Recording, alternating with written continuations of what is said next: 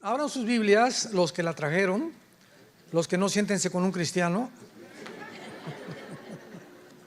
Ya comenzaron las pedradas. 1 Corintios capítulo 15, y quiero hablar acerca del arrebatamiento de la iglesia, que es, si alguien me pregunta, ¿qué evento profético próximo estaríamos esperando los cristianos? Que tal vez ahorita saliendo del hotel nos vayamos, hoy en la noche, o mañana, o una semana, o un mes. Pues repito, pues saliendo ahorita, puede ser en medio de la reunión. Pero el arrebatamiento de la iglesia es un evento profético que se consideraba un misterio. Esto es muy importante porque ustedes saben, ha habido siempre contracorrientes. No, pues es que es nuevo el arrebatamiento, que hace 2 siglos no se predicaba, etcétera, etcétera. Y esto sencillamente proviene de gente inculta, desinformada, sin teología. Entonces, cuando alguien comienza a hablar, las redes están llenas de merolicos, de gente que habla y dice sin ningún título, no son teólogos, no son nada, pero buscan seguidores y controversia. No, que fulano de tal dijo estas cosas para atraer seguidores. O sea, sus fines son completamente equivocados, sus motivos son equivocados, malignos y perversos, hacer dinero de otras personas. Entonces, cuando la gente habla de esta manera, repito, son gente desinformada, gente que no tiene corazón, gente con motivos completamente equivocados, y ellos no entienden que la revelación de Dios es progresiva. ¿Qué quiero decir?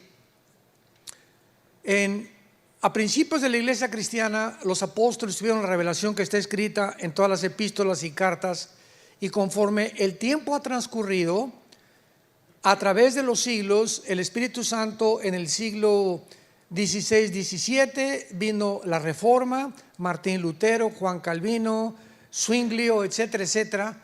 Se les reveló que lo que la Iglesia Católica estaba enseñando era una verdadera herejía, más bien herejías, porque la Iglesia romana había llegado al colmo de decir, fuera de Roma no hay salvación, y que la intercesión era a María. María fue una gran mujer, la madre de Jesucristo, pero jamás se nos manda adorarla, porque solo Dios merece toda la adoración. Nunca, tampoco en la Biblia se nos enseña que oremos a San Patricio, a San Filomeno, a San Cristóbal, el patrón de los taxistas, a la Madre de la Macarena o a la Virgen fulana de tal, porque no hay ningún otro digno de ser adorado más que el nombre de Jesucristo. Entonces, Martín Lutero fue un monje que allá en Alemania, que quería ser, bueno, más bien ya estaba a punto de recibir el celibato, y le cayó así un milagro, nadie sabe cómo, pero comenzó a leer un folleto de la Biblia, del libro de Romanos, y en el capítulo 1 de Romanos se encontró que decía, el justo por la fe vivirá. Entonces Martín Lutero comienza a leer el libro de Romanos, que es la constitución de la iglesia cristiana. Un cristiano que no ha estudiado el libro de Romanos, o un pastor que no enseña Romanos versículo por versículo, es una iglesia que no tiene bases teológicas doctrinales, porque la constitución está formada por el justo por la fe vivirá. Y si no entendemos por qué no somos salvados por las obras, sino solamente por la fe, nuestra fe es completamente débil ante cualquier ataque de cualquier secta o de cualquier doctrina. Y por eso las iglesias están llenas de cristianos que realmente ni siquiera se han arrepentido, ni saben lo que es el arrepentimiento. Ya no se predica el pecado, ya no se predica el juicio, ya no se predica el evangelio, ya no saben ni lo que es el evangelio. Yo le he dicho a cristianos, oye, ¿me puedes decir en 30 segundos qué es el evangelio de la gracia de Dios? Y no saben contestar. Si tú vas en el avión con una persona junto, en el tren, en un camión, y le quieres hablar de Cristo, por el amor de Dios le digas, Dios te ama, Jesus loves you, Jesús te ama, Dios te bendiga. Eso no es el evangelio. Pero tú puedes en 30 segundos comunicar el evangelio, que es simplemente, tú sabes, fulano de tal, tú sabes que la Biblia dice que alguien murió por ti en una cruz, pero que tus pecados han hecho estorbo, y si tú te arrepientes, Cristo pagó por ellos con su sangre. Ese es el evangelio, que Cristo fue crucificado, enterrado y resucitado a los 3 días. Y si tú no predicas eso, no es el evangelio. Ese es el evangelio. Dios encierra el evangelio en estas palabras para avergonzar a los sabios. Y un mensaje tan sencillo como ese es el que tiene el poder de convertir. Pero si tú no le dices claramente que alguien pagó por los pecados y que necesita arrepentirse, porque tu vida ha ofendido a Dios, mamacita, tu vida ha ofendido a Dios, oye comadre, oye amigo, necesitas entender que Dios te ama, pero tus pecados, si no confrontamos a la gente con el pecado, pues ¿de qué se van a arrepentir? Si el médico no me convence que estoy enfermo, ¿cómo me voy a tomar la medicina? Y ese es el problema. Ahora nada más, recibe a Cristo, levanta la mano, todos quieren recibir a Cristo, recibe. Y comienza un tiradero de gente, ¿verdad? Eso es un circo. Le ganaron al Circo Soleil. Eso no es el evangelio ni es la iglesia cristiana. Pero estamos llenos de falsas doctrinas, de falsas enseñanzas que desgraciadamente han llenado la iglesia. Y no nos sorprendamos, ahorita decíamos en la comida, la Biblia profetiza que todo esto iba a suceder, la apostasía. Y vivimos el tiempo de la apostasía. Desde hace 30 años, nunca en toda la historia de la iglesia cristiana se habían introducido tantas malas doctrinas como las que se han introducido en los últimos 30 años. Y la gente las está recibiendo por no conocer la verdadera doctrina. Entonces, cuando yo le dice a Daniel 12, Daniel, cierra las palabras de este libro y no los van a entender nadie hasta que pasen 2600 años. Cuando pasen 2600 años, esa generación que somos nosotros, vamos a entender las profecías de Daniel. Por eso no se predicaron hace 40 años, ni hace 50 años. No se predicaba tanto el anticristo como ahora, porque nunca ninguna generación estaba lista para recibir al anticristo más que la nuestra. ¿Por qué? Por la tecnología que tenemos. Hace 40 años el anticristo no podía aparecer. ¿Cómo puede aparecer un hombre y gobernar el mundo sin una computadora y sin un chip? Tenían que inventarse los chips, las computadoras, la inteligencia artificial, la robotización, para que pudiera un hombre como el anticristo gobernar al mundo económicamente por medio de un chip o por medio de la tecnología que tenemos. Y esa tecnología ya existe. Nosotros somos la generación que está lista para que un hombre llamado el anticristo tome el poder por la tecnología que tenemos. Antes no estaba el mundo listo. Entonces Dios considera hace un siglo, 2 siglos, que como nos vamos acercando ya a la consumación de la historia, la predicación del rapto era importante. Por eso se le ha dado más importancia.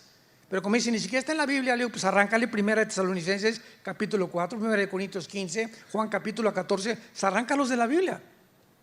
No es de que no esté en la Biblia, lo que pasa es que no se había predicado porque se había dado énfasis a otras doctrinas, pero no se había dado énfasis a la profecía.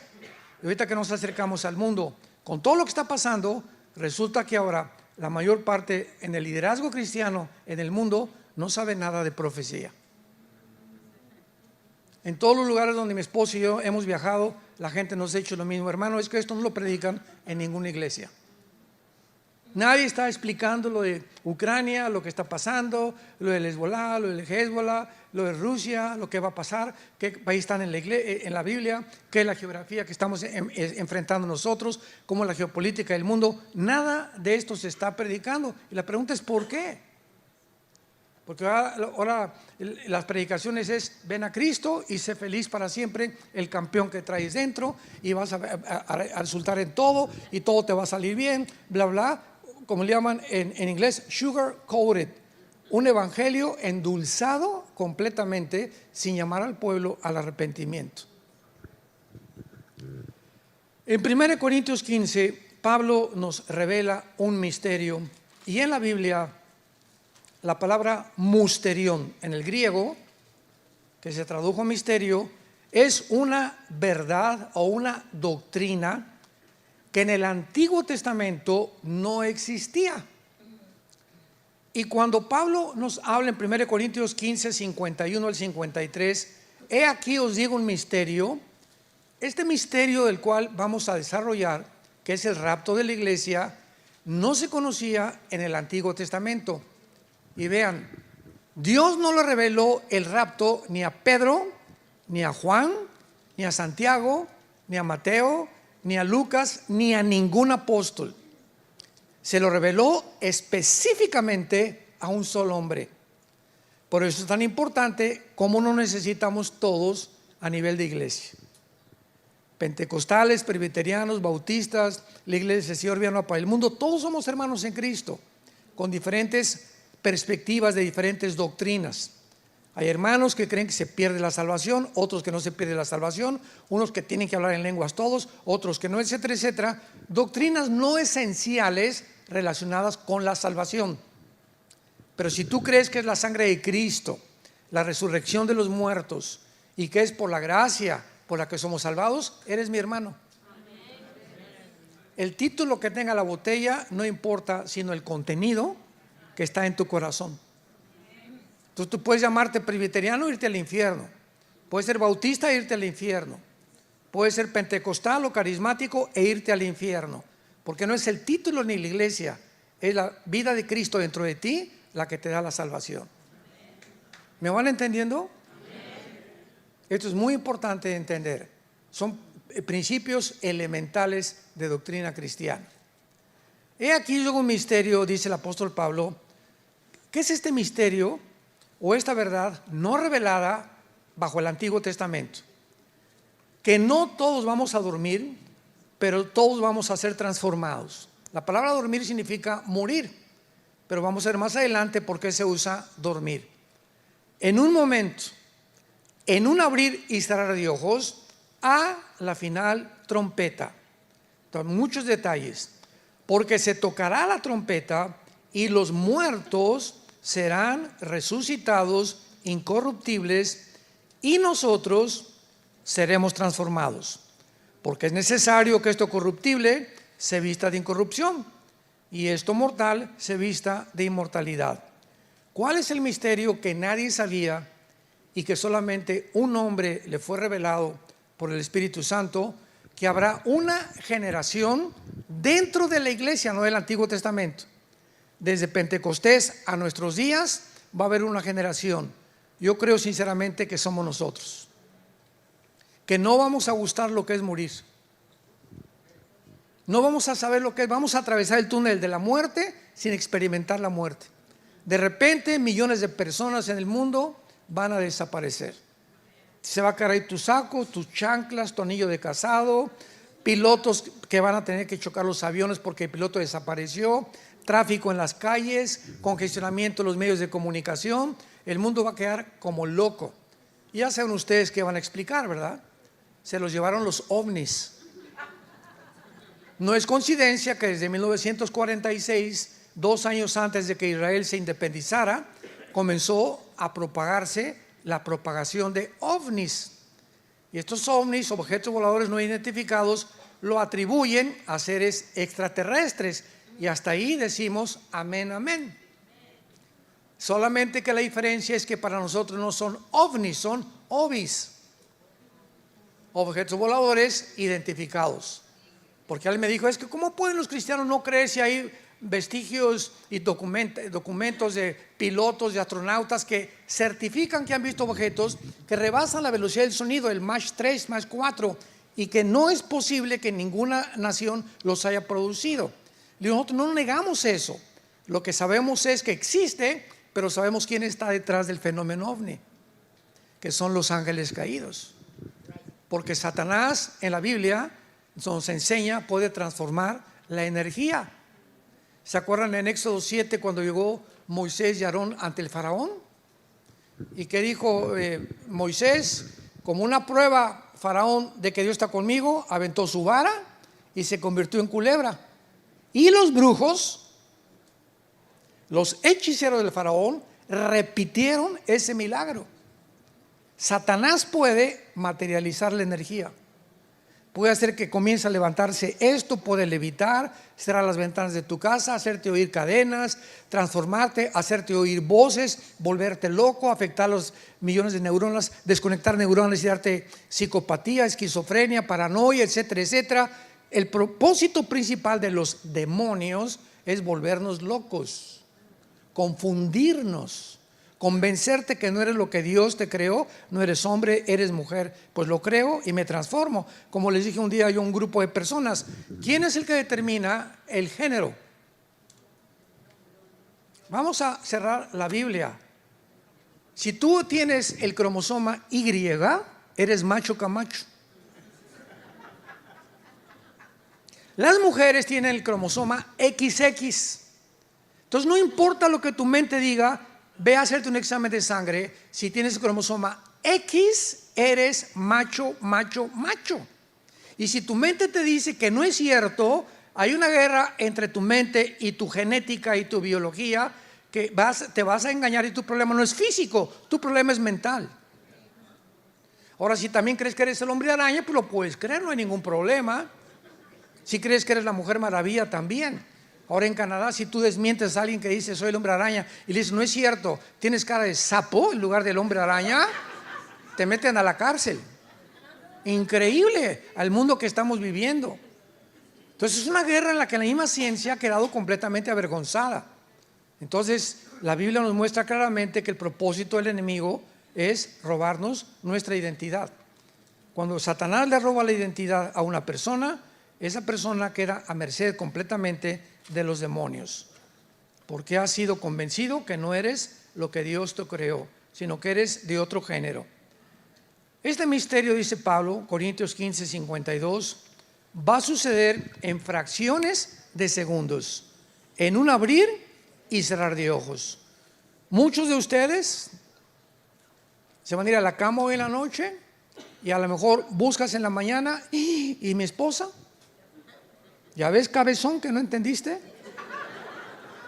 Y mi esposo, mis papás, todos los niños van a desaparecer de los cuneros, todos los niños se van a ir, van a desaparecer de todos los hospitales, de todas las incubadoras, todos los niños menores de edad se van a desaparecer.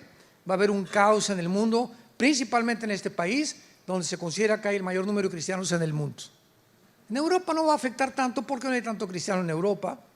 Pero ahorita los países como Estados Unidos, China, Irán, que la iglesia está creciendo cristiana tremendamente, a pesar de ser un caos Irán, increíble lo que Dios está haciendo en Irán y en China, de los miles de cristianos que se están convirtiendo. En un momento, en un abrir y cerrar de ojos, porque se tocará a la final trompeta. Cuando dice la final trompeta, muchos han escrito que es la trompeta del Apocalipsis, Apocalipsis 15, y esto es imposible porque las trompetas del Apocalipsis son de juicio. Y la trompeta que está hablando aquí se refiere a Rosh Hashanah, que es la quinta trompeta, la cuarta trompeta, porque es Pascua, número 1, los panes sin levadura, los primeros frutos y Pentecostés. Son las 4 fiestas que ha cumplido Cristo. Faltan 3 fiestas, las de septiembre y octubre, que es el mes de Tishri, y la próxima fiesta es Rosh Hashanah o las trompetas. Y si tú ves al libro de los Números en el Antiguo Testamento, cuando Moisés reunía al pueblo, se tocaban trompetas, porque no había Twitter, ni había Instagram, ni había nada. Imagínate, casi 2 millones de personas, nos tenemos que ir. Entonces había un sonido con el shofar que decía así, cuando era constante, sin parar, significaba córranle, escuchen cerca del campamento porque tenemos que huir, vamos a ser asaltados por una tribu enemiga.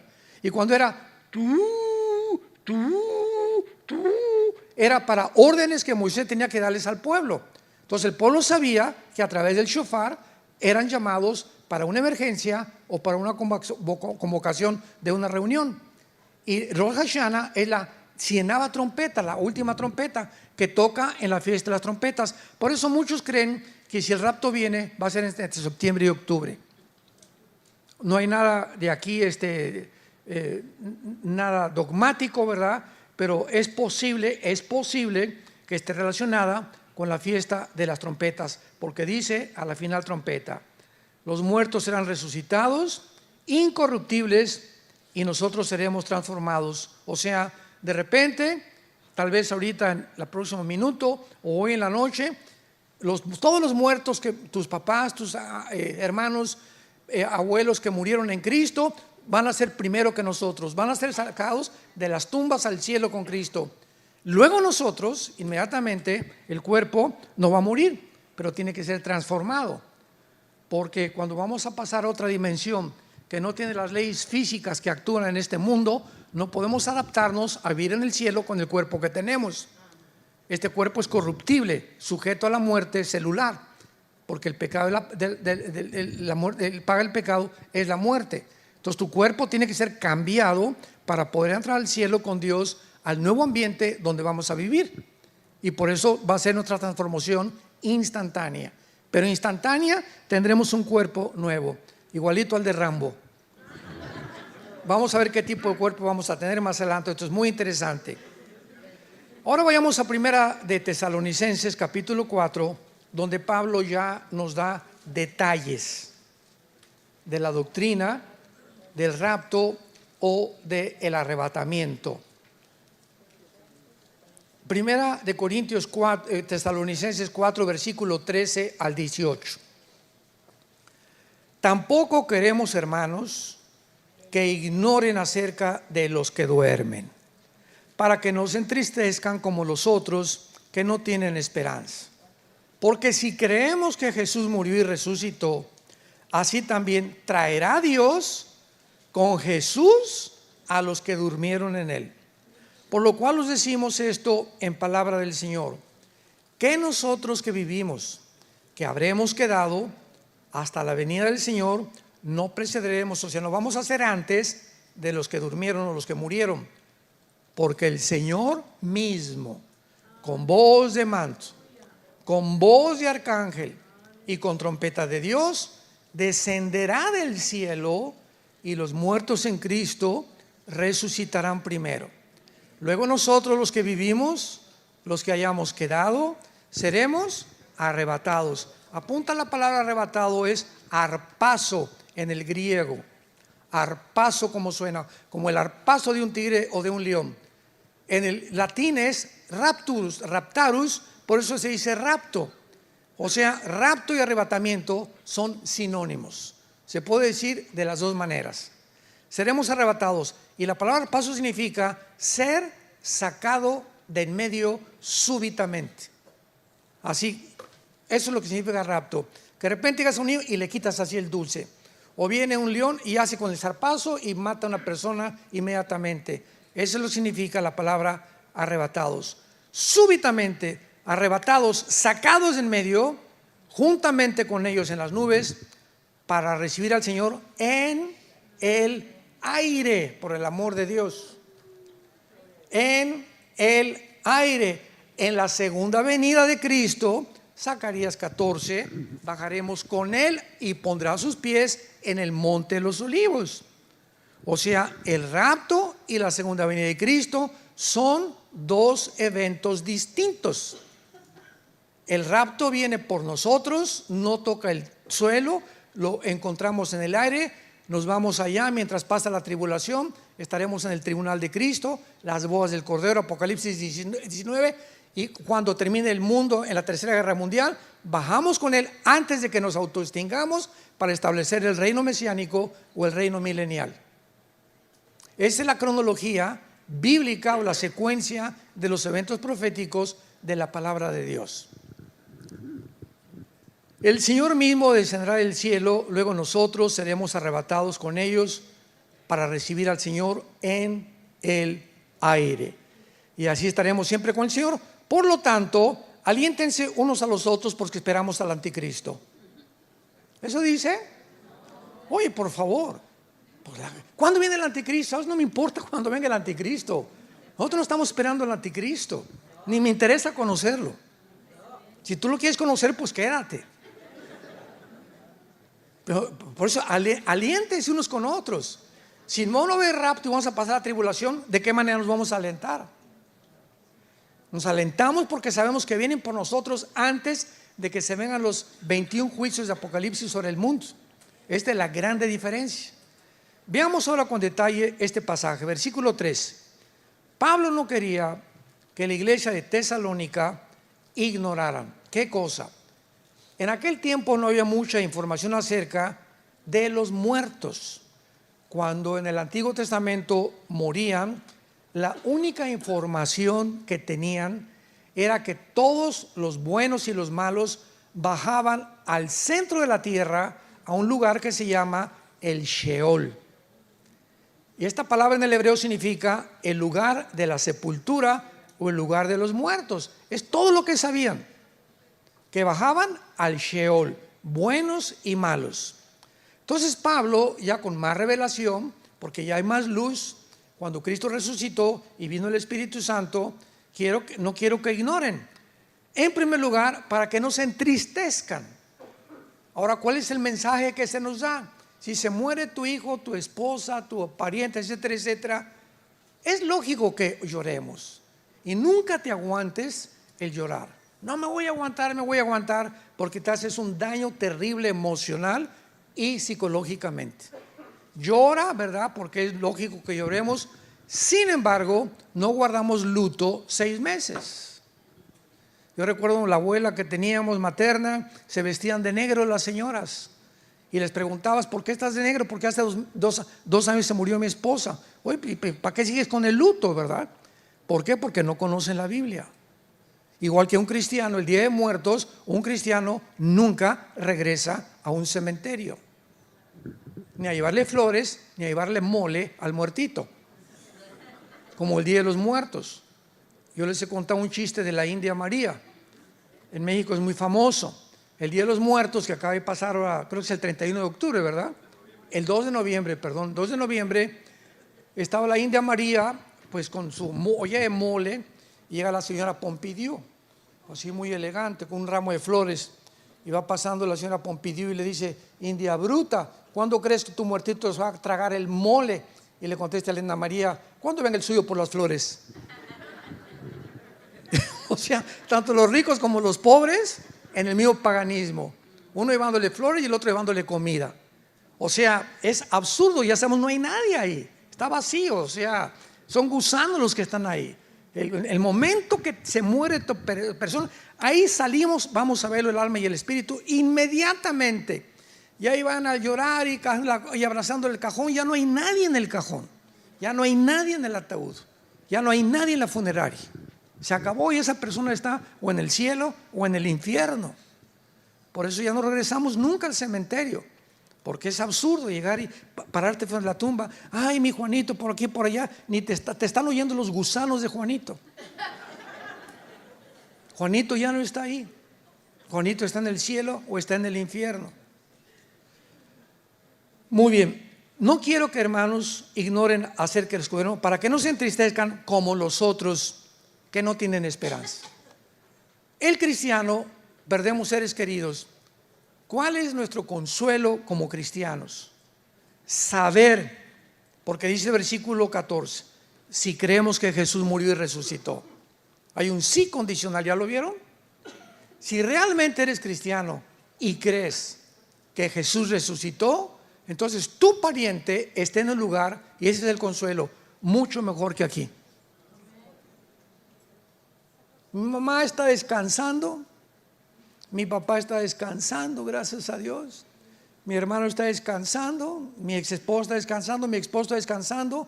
Entonces no tengo por qué vivir, tengo que seguir viviendo. No, esa tristeza no nos ayuda en la vida.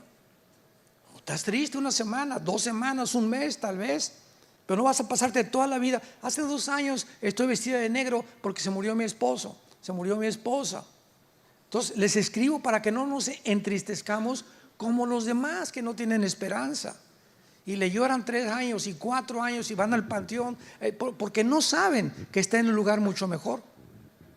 Entonces tenemos una esperanza nosotros, que nuestros difuntos cristianos están en un lugar mucho mejor, y el solo pensamiento de que está disfrutando con los ángeles y todo, mi familiar o el pariente, eso me da paz y me da consuelo.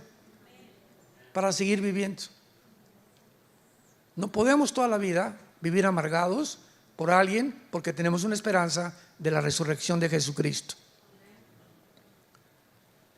Por lo cual les decimos en palabra del Señor que nosotros que vivimos, que habremos quedado, no precederemos a los que durmieron, porque el Señor mismo va a ser el mismo Señor Jesucristo que resucitó y ascendió al cielo, quien va a bajar del cielo. El mismo Señor Jesús va a bajar del cielo. Y dice la Biblia, ya no con voz de, por favor, les ruego, va a venir con voz de manto. O sea, mandando ¿qué cosa? Que lo alcancemos en el cielo. Vámonos, vamos a oír tal vez la trompeta o el shofar, y en ese momento nos vamos con él. El arcángel Miguel vendrá con él, con millones de ángeles por nosotros también. Imagínense qué espectáculo. Ni un sueño, ni una película, nadie podría describir el gozo tan grande que vamos a experimentar al estar con Jesús. No vamos a creer ni siquiera que estamos muertos. O sea, ¿dónde estoy? Con Jesús y los ángeles y el arcángel Miguel y todo. Vámonos y nos vamos hasta el tercer cielo con él. Y ya se acabó tristeza, se acabó enfermedad, se acabó lloro, se acabó todo completamente, porque estamos ya para siempre con el Señor. Ahora, hay una pregunta muy importante, porque hay mucha gente que enseña como una secta que se llama los Testigos de Jehová. No son cristianos, es una secta que fundó el juez Rutherford, y tiene la Torre del Vigía, una revista que se edita en Nueva York y que enseña que Jesús no es Dios y que nosotros no tenemos conciencia después de morir. Vayamos a Apocalipsis capítulo 6. Y la Biblia nos va a enseñar en esta tarde que cuando tú mueras y cuando yo muera, esto es increíble, vamos a mantener conciencia de quiénes somos. Síganme con mucho cuidado. En otras palabras, fíjense en esto. Cuando tú mueres, ¿qué te comen los gusanos? El cerebro. ¿Sí? Sí, claro, ¿cómo que no? Será Supergirl, ¿verdad? Nos comen todo, o sea, puros huesos, ¿no? Ahora, ¿por qué la Biblia nos describe que cuando estemos con el Señor seguimos pensando, seguimos oyendo y seguimos viendo si los gusanos nos comieron los oídos, los ojos y el cerebro? La pregunta está, ¿en dónde están los pensamientos entonces? En el alma, no están en el cerebro. Seguimos manteniendo la conciencia porque nuestra conciencia no está ubicada en ningún órgano del cuerpo, ni en el cerebro tampoco. Supera esta y trasciende el elemento que Dios nos puso, que se llama el alma, que lo vamos a ver, que es el alma, que cuando despertemos o estemos en la muerte, vamos a saber voy a saber que yo soy Armando, nada más que ya después nos van a cambiar el nombre, lo que tú quieras, en el tribunal de Cristo, pero vamos a tener conciencia que somos nosotros. Voy a ver a Pablo, voy a saber que ese es Pablo, que ese es Adán, que ese es el apóstol Pedro. Nos vamos a reconocer, se llama intuición espiritual. En Mateo 17, cuando viene la transfiguración, ¿se acuerdan que se aparece Elías y Moisés junto a Jesús? Y estaba Pedro, Juan y Santiago ahí en el monte. ¿Y cómo reconocieron ellos? Ese es Elías y ese es Moisés, que representa la ley y los profetas. No había fotos en aquel tiempo de los personajes, ni había ningún aparato tecnológico que tenemos ahorita. ¿Cómo supieron que era Moisés y que era Elías? Platicando con Jesús, conscientes de que era Moisés y que era Elías.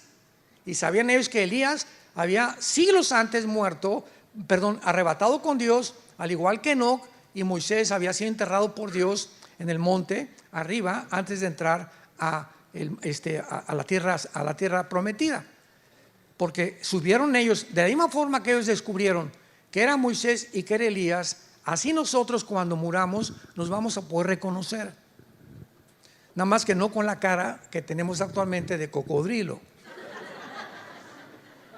ni tan feos como estamos, ni las mujeres, ¿verdad? Bonitas van a seguir siendo bonitas, pero nosotros todavía vamos a ser más guapos todavía, si Dios quiere. Entonces, esto nos muestra en Apocalipsis 6, versículo 9, quinto sello. Vean ustedes lo que la Biblia nos revela. Dice el apóstol Juan: cuando abrió el quinto sello, vi. Juan ya está viendo, no con ojos terrenales, con ojos celestiales, porque él fue sacado en el espíritu de Patmos, de la isla de Patmos, donde él estaba exiliado. No había muerto Juan, fue sacado de su cuerpo en el espíritu, y en el espíritu y en su alma vio en el cielo, en el altar, las almas de los que habían sido muertos por causa de la palabra de Dios y por el testimonio que tenían. Y vean ustedes, estas almas o estos seres humanos en el cielo estaban clamando, estaban hablando, tenían cuerdas vocales. ¿Y con quién platicaban? Con Dios. Clamaban diciendo: ¿hasta cuándo, Señor, santo y verdadero, no juzgas y venga nuestra sangre en los que moran en la tierra? Los que están en el cielo están conscientes de lo que pasa en la tierra antes del rapto de la iglesia, desde luego. Y cuando ellos están conscientes, le están pidiendo a Dios: Señor, ¿cuándo se acabará tanta violencia, tanta muerte, tantos secuestros, tantos crímenes? Y así como nosotros todos los días, ojalá que ya venga Cristo, por favor, ya ven, Señor, este mundo es un basurero, está de mal en peor. En el cielo, estas almas tienen todavía en su corazón el poder ver a un mundo transformado como los que estamos aquí abajo en la tierra también. Y entonces, ¿qué les responde Dios? Seguramente vinieron los ángeles y se les dieron vestiduras blancas. Y se les dijo, vean la orden: descansen todavía un poco de tiempo. ¿Hasta cuánto? Hasta que se complete el número de sus consiervos y hermanos que han de ser muertos como ellos. O sea, hasta que el anticristo acabe de matar a todos los judíos y a todos los cristianos. Hasta entonces vendrá el reino mesiánico, no antes. Y esto lo vemos en Apocalipsis 7, cuando Juan ve una multitud de toda tribu y de toda nación que están en el cielo, salidos de la gran tribulación. Va a ser el holocausto más horrible y más grande que Israel en su vida haya pasado. Se llama la gran tribulación. Y entonces se les dijo que descansaran hasta que se completara el número de sus hermanos, que también iban a ser muertos como mártires, igualmente que ellos. Ahora vayamos al libro del Génesis, capítulo 25, y veamos qué pasa a la hora de la muerte. Literalmente, ¿qué pasa a la hora de la muerte? Versículo 8 y versículo 17, Génesis 25. Y exhaló el espíritu y murió Abraham en buena vejez, anciano y lleno de días, y fue unido a su pueblo. Apunta la palabra espíritu en el hebreo, es como suena, ruach, R-U-A-C-H, pero la CH en el hebreo se pronuncia como J, ruach, es la palabra para espíritu en hebreo. Entonces vemos que aquí, cuando muere Abraham, sale de él, ¿qué cosa? Un espíritu. Y al mismo tiempo lo estaban esperando sus antepasados, y fue unido a su pueblo. O sea, lo llevaron al lugar donde se encontraban, igual que todos los que habían muerto antes de Abraham, que estaban esperando la muerte de Cristo en la cruz para poder subir al cielo, que lo vamos a hacer más adelante. Fue unido a su pueblo. O sea, no nada más murió y estaba inconsciente, no, fue unido a su pueblo y tenía ya gente que lo estaba esperando en el cielo, Abraham. Veamos el versículo 17. Estos fueron los años de la vida de Ismael, 137 años, y exhaló el espíritu Manuel y murió y fue unido a su pueblo. Otra vez se vuelve a enseñar que al morir, ¿qué cosa? Sale el espíritu dentro de nosotros. Ahora, la pregunta es, ¿cuál es la diferencia veamos Génesis 35.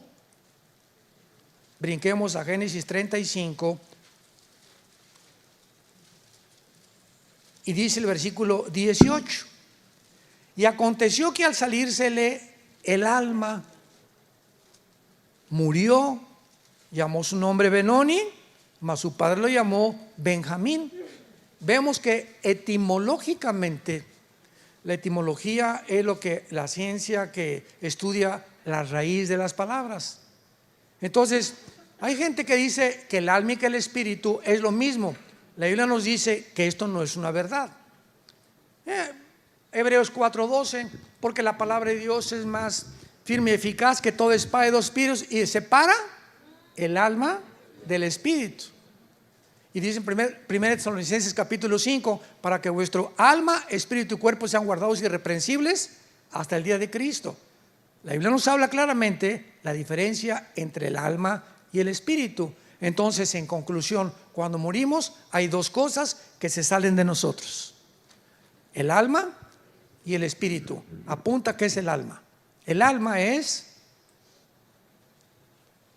la voluntad, el intelecto, las emociones y los sentimientos. Es el yo.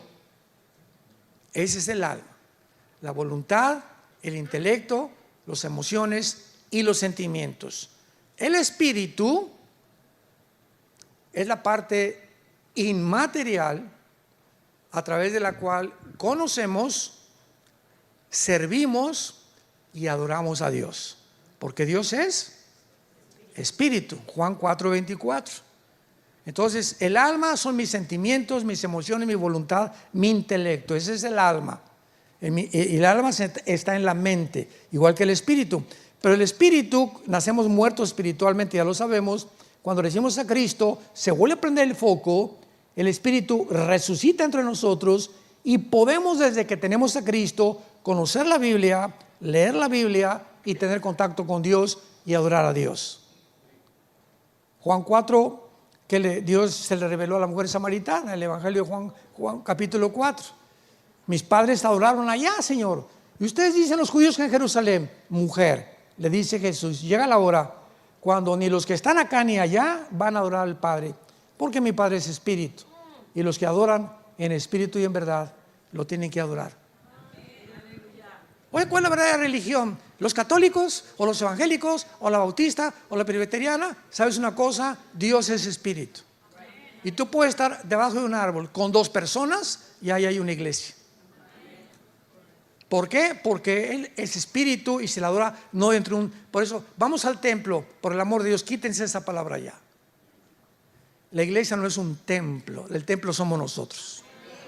Esto es una construcción y las construcciones son hechas por los hombres. Hechos 17, Dios no habita en templos hechos por manos humanas. O dicen, pasen al altar, por el amor de Dios. El altar está aquí entre nosotros ya.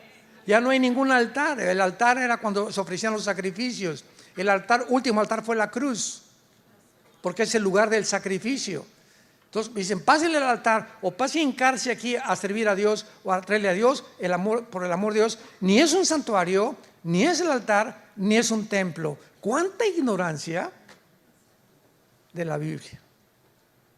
Pero se acaba aceptando como si fuera algo ya. Y pásenle al altar. Vamos al templo. ¿Cuál templo? El templo somos nosotros. Ya la palabra templo desaparece en el Nuevo Testamento. Ya el templo es el templo de Dios en el cielo, o nosotros somos el templo de Dios. Por 1 Corintios 6, 31 al 35, porque el Espíritu Santo está entre nosotros y nos ha convertido en el templo. Nos ha hecho el templo del Espíritu Santo nosotros. Ya Dios no está en un edificio. Cuando íbamos a la iglesia católica, ¿se acuerdan cómo nos trataban? Yo me acuerdo de mi abuelita. Cuando estábamos afuera, ¡ajúa! ¡Viva Zapata y Pancho Villa! Y al entrar a la iglesia, ¡shh! Incienso, no, aquí no se habla, calladitos, etcétera, etcétera. Y al salir otras, ¡viva Pancho Villa!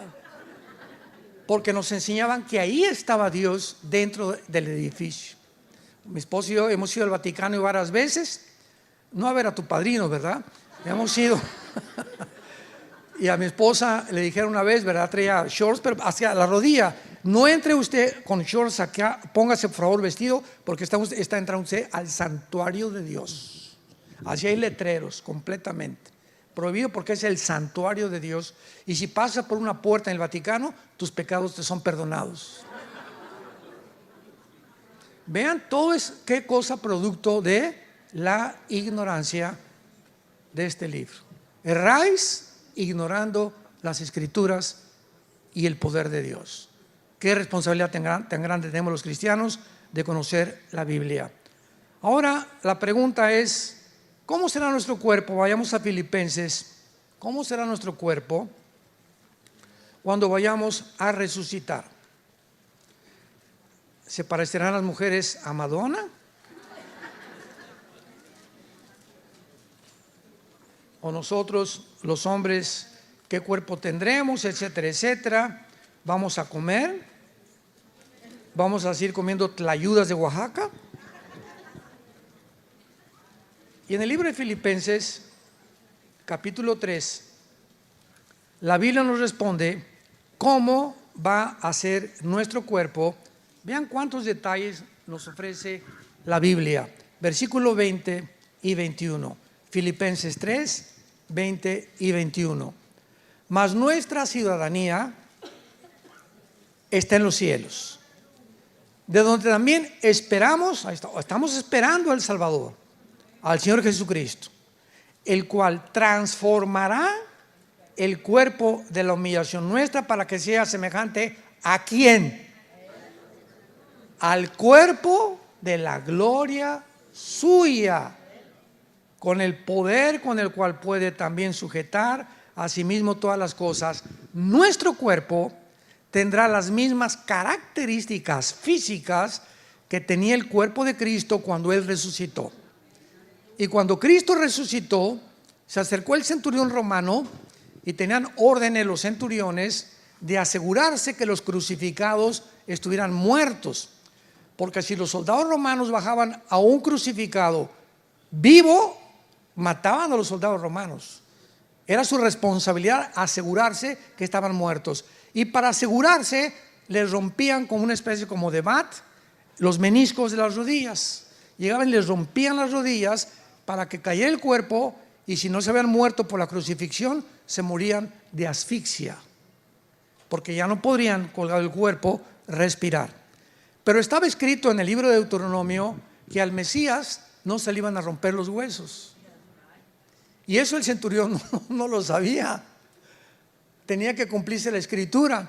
Entonces el centurión, para asegurarse, dijo, por si aquello de que a lo mejor agarró la lanza y de la izquierda a la derecha atravesó todo el costado por dentro de Cristo, y cuando lo atraviesa de lado a lado, sale, y dice Juan, una gota de sangre mezclada con agua.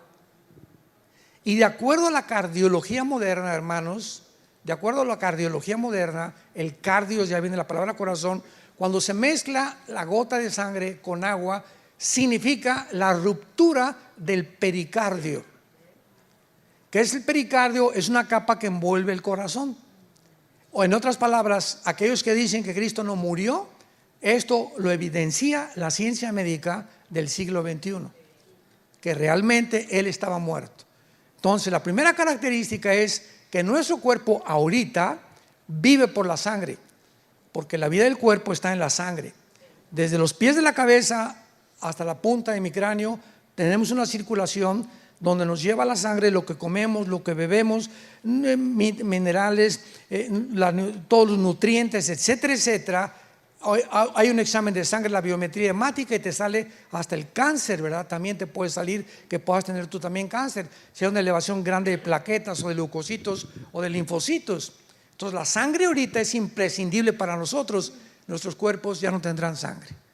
Pregunta, ¿cómo funcionarán? No sé. Yo lo único que sé es que ya no va a tener sangre. Número 2, vamos a comer. Cuando Cristo resucita en el camino de Maús, ¿se acuerdan que se le aparece a 2 discípulos? Y los se sientan para cenar, pez y miel. El cuerpo de Cristo no tenía sangre, pero va a tener otra nueva constitución, otra nueva mecanismos que podremos seguir asimilando la comida y seguir bebiendo y seguir comiendo. Y Cristo en la última cena le dijo a los discípulos, un día antes de morir, la última cena: este pan y este vino no lo vuelvo a comer con ustedes hasta el día de que yo regrese por ustedes. Anteponiéndoles ya que íbamos a seguir bebiendo vino y comiendo peces y miel. Chorizo no. Número 3 y último, cuando Cristo resucita, o sea, no vamos a tener sangre, vamos a seguir comiendo y bebiendo. Y en tercer lugar, cuando Cristo resucita, se juntan todos los apóstoles y Cristo atraviesa una pared. Y ahí estaba Tommy Boy, el agnóstico, el escéptico de los discípulos. No, hasta que yo no ponga mis manos en sus manos, no voy a creer. Y viene Jesucristo, le dice: Tom, come here. Se acerca a Tomás, escuchen esto, se acerca a Tomás y Jesús le dice: pon tus manos en mis manos. Y cuando Tomás pone las manos en las manos de Cristo, no atraviesa las manos de Cristo como si fuera un espíritu, toca algo sólido. Y cuando toca el costado de Tomás, toca algo sólido, implicando con esto que nuestros cuerpos van a materializarse y desmaterializarse a voluntad. Ahorita yo puedo hacer con mi mano esta y me rompo los meniscos, ¿verdad? Aquí de todos los de mis huesos. ¿Por qué? Porque la composición molecular de la materia de los átomos es más gruesa que los átomos de mi mano. Pero cuando el cuerpo Cristo resucitó, pudo atravesar la pared y poder otra vez materializarse y hacerse sólido con el momento que lo tocó el apóstol Juan, Tomás. Entonces nuestro cuerpo se podrá materializar. Y en cuarto lugar, la fuerza de la gravedad y las leyes cósmicas ya no tendrán poder sobre nosotros. Cuando Cristo resucita, Hechos 1 comienza a ascender venciendo la ley de la gravedad. Ya las leyes físicas no operaban en el cuerpo resucitado del Hijo de Dios. Así será nuestro cuerpo y podremos ir a la luna, podremos ir a otras galaxias, a todo lo que Dios va a formar, ¿verdad? A voluntad. Le damos gracias a la palabra y le pedimos a Jesús con nuestra oración: sí, Jesús, ven pronto por nosotros. Gracias, Señor, por tu palabra. En esta tarde, tal vez haya muchos de ustedes que vinieron por invitación, por curiosidad, para oír, otros para aprender más. Pero tal vez en esta tarde Dios te ha hablado y te dice en esta tarde que te arrepientas de tu vida, que te arrepientas de tus pecados, que tu vida ha ofendido y está ofendiendo tu vida a Dios, y que tú no puedes seguir así, porque la paga del pecado es la muerte, mas el regalo de Dios es vida eterna en Cristo Jesús. Dios te pide que regreses a Él, que lo abraces, que Él tendrá misericordia de tu vida. Ábrele tu corazón, invítale como tu Señor y Salvador. No salgas de esta reunión en esta tarde sin la seguridad de que si tú murieras hoy en la noche, puedes dormir tranquilo, porque morirás en paz, con la seguridad que Él nos da, que nunca jamás nada ni nadie nos separará de su eterno amor. ¿Qué tengo que hacer? Me preguntarás. Dile estas palabras con todo tu corazón: Señor mío y Dios mío, perdona mis pecados. Creo que mi vida te está ofendiendo. Ya no quiero vivir así. No tengo el poder para cambiar. Por eso vengo a la cruz tal como soy, de pecador. Ten misericordia de mí, Señor. Lávame con tu sangre, porque creo que pagaste en mi lugar y que a los 3 días resucitaste de los muertos para darme la esperanza y las buenas noticias en este momento, que viviré contigo eternamente. En el nombre de Jesús. Amén.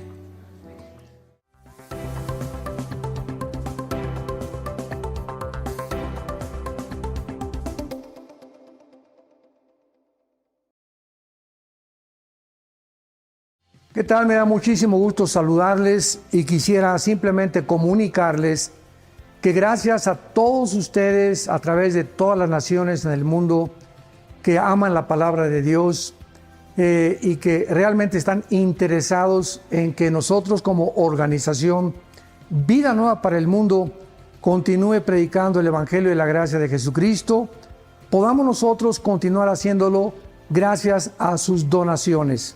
Este año cumplimos 46 años de ministerio, 46 años donde hemos predicado, pensamos y consideramos de una forma fiel el Evangelio, la sana doctrina de Jesucristo. Nosotros con todas estas donaciones tenemos que sostener pastores, misioneros, obras, equipos de televisión y aún continuamos buscando la manera de poder elevar este ministerio. Hasta este momento, quiero que ustedes estén enterados, no tenemos una sola propiedad.